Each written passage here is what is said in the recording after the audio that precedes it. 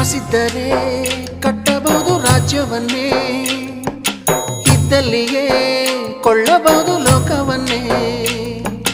ತಾಯಿಯ ದಯ ಹನಿಯು ಸಿಗುವುದೇ ನಮ್ಮ, ಕೋಟಿ ಕೊಟ್ಟರು ಅದನ್ನು ತರುವರಾರಮ್ಮ.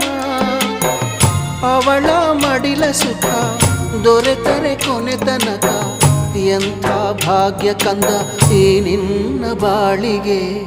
ಹೆತ್ತವಳು ಯಾರಮ್ಮ, ಹೊತ್ತವಳು ಯಾರಮ್ಮ, ಅವಳಿದೆ ಅಮೃತದೇ ಉತ್ತರವು ಇದೆಯಮ್ಮ.